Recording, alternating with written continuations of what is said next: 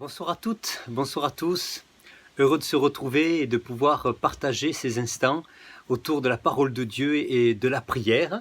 Et avant d'entamer cette soirée, ce temps, eh bien, j'aimerais simplement vous présenter le lieu dans lequel je me trouve, un lieu qui va être le point de départ de notre méditation de ce soir. Je me trouve donc dans ce lieu. C'est une fontaine, la fontaine de Saint-Colomban. Saint-Colomban qui est le saint patron donc de la commune de Brélidy, là où nous habitons avec Nathalie. Et Saint-Colomban était un moine qui est passé à Brélidy. Et je me trouve donc auprès de cette fontaine, voilà, que certains ont eu l'occasion de pouvoir voir lorsqu'ils sont venus pour la journée plein air et qui ont fait donc la randonnée. Ils ont pu donc admirer cette fontaine qui est très très bien conservée.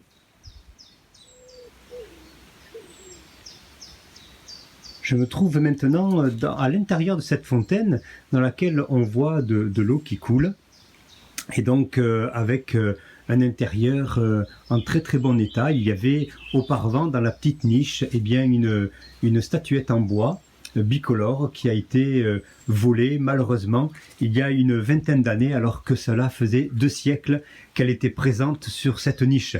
Et la particularité donc de cette fontaine, c'est que selon la tradition religieuse, eh bien l'eau avait le pouvoir de guérir certaines maladies mentales et d'aider les enfants à pouvoir retrouver une forme physique. D'ailleurs, pour cela que l'on voit ici un trou dans lequel on déposait les enfants pour qu'une fois assis, ils pouvaient ensuite être aspergés de cette eau et recevoir la guérison.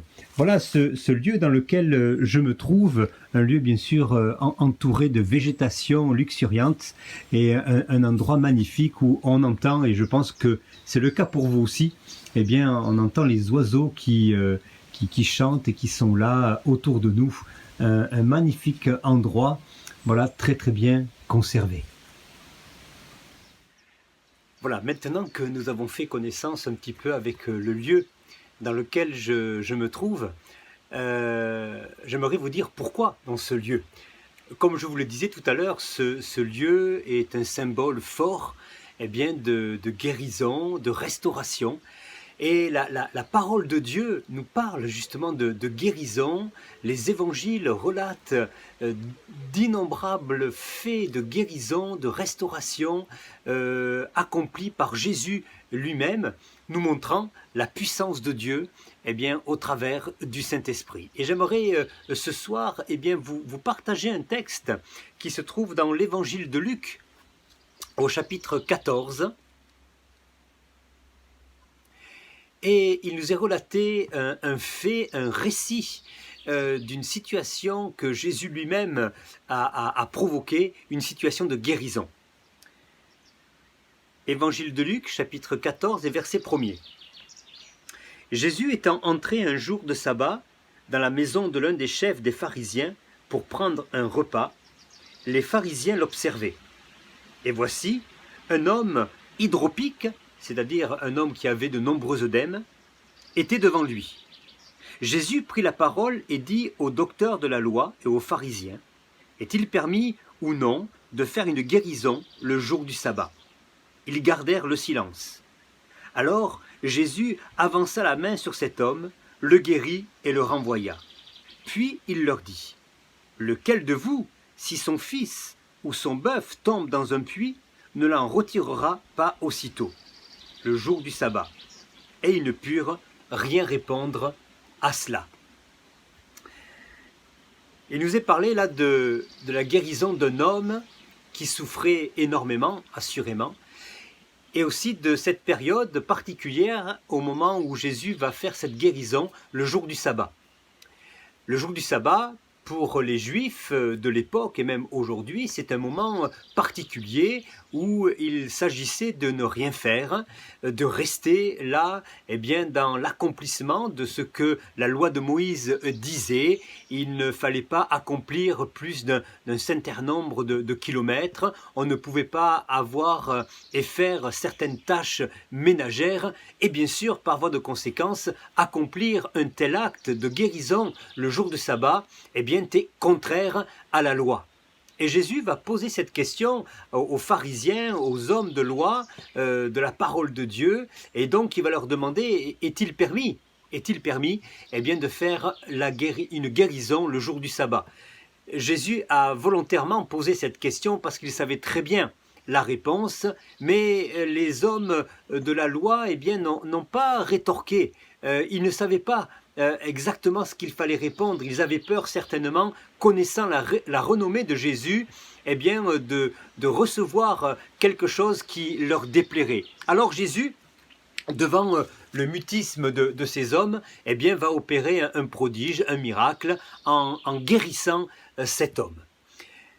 Il est fort à parier que les pharisiens qui étaient là, les hommes de la loi qui étaient là, eh bien, ont été offusqués. Et c'est pour cela, certainement, que Jésus rebondit immédiatement après cette guérison et va leur dire, comme on l'a vu tout à l'heure, lequel de vous? Donc il les interpelle, il les met face à leur responsabilité. Lequel de vous, si son fils ou son bœuf, donc son fils est précieux, son bœuf, ça fait partie du patrimoine, et à cette époque, c'était très important, tombe dans un puits et ne l'en retire pas aussitôt le jour du sabbat. Il est en train de les mettre devant leur responsabilité en leur rappelant que, eh bien, dans des circonstances particulières, dans des moments importants, graves, eh bien, qu'est-ce qui est le plus important? Le jour du sabbat, ou permettre eh bien, à cet enfant, à ce fils peut-être, eh bien, d'être sorti du puits s'il en était tombé.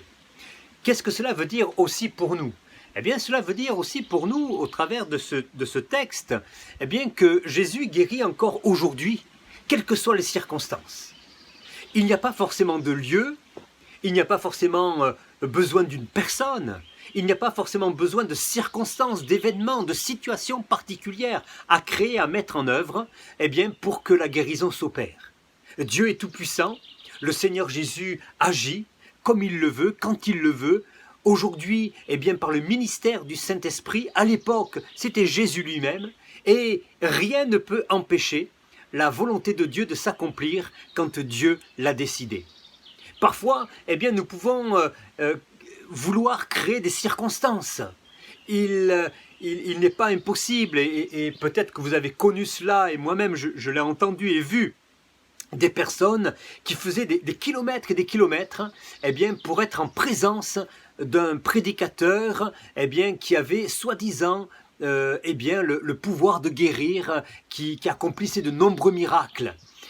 Mais tout cela est inutile.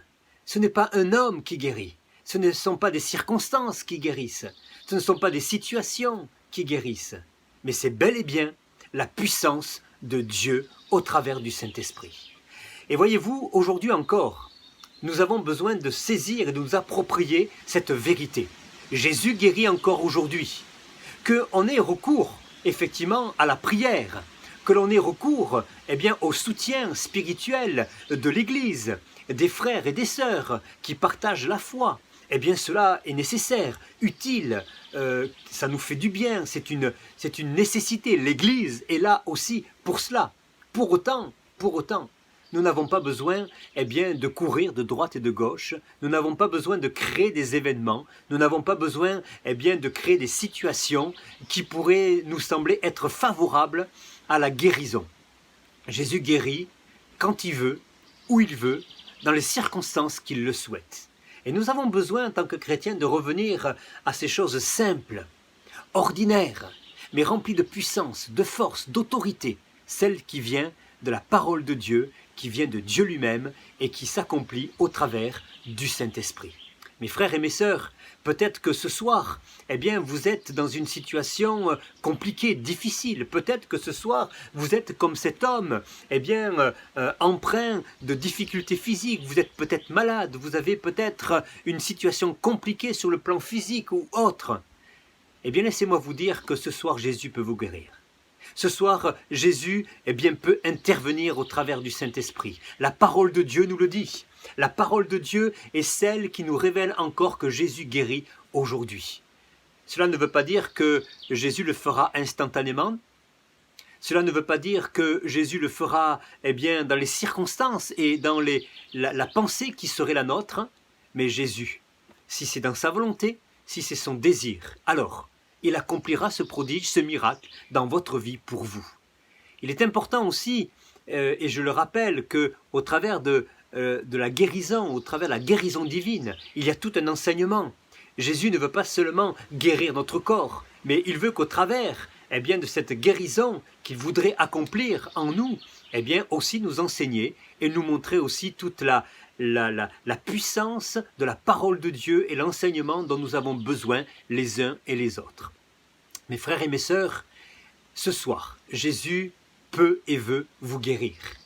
Ayez foi qu'il veut agir avec puissance, avec autorité, et que rien ne pourra l'empêcher de le faire, et que vous n'avez pas besoin de créer des circonstances, des événements, des situations particulières pour que cela puisse être le cas.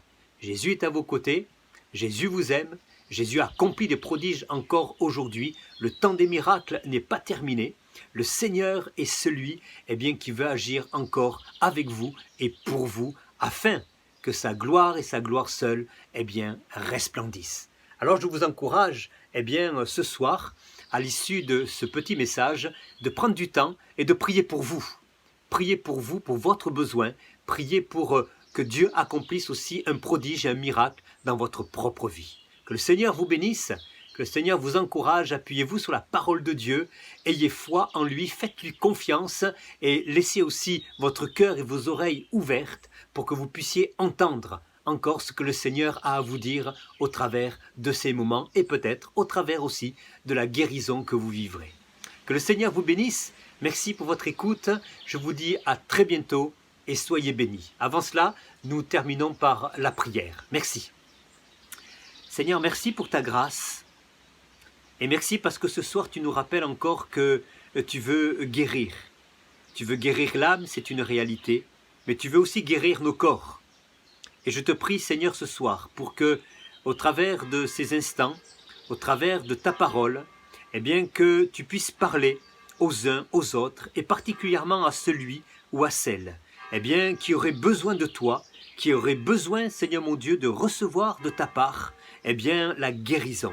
Seigneur, viens toucher son cœur, viens toucher son corps, et merci de la grâce que tu vas lui accorder, afin que ta gloire resplendisse au travers de ton intervention. Que ton nom soit béni, Seigneur, et je veux te bénir au nom de Jésus. Amen. Bonne soirée à tous et à très bientôt. Merci.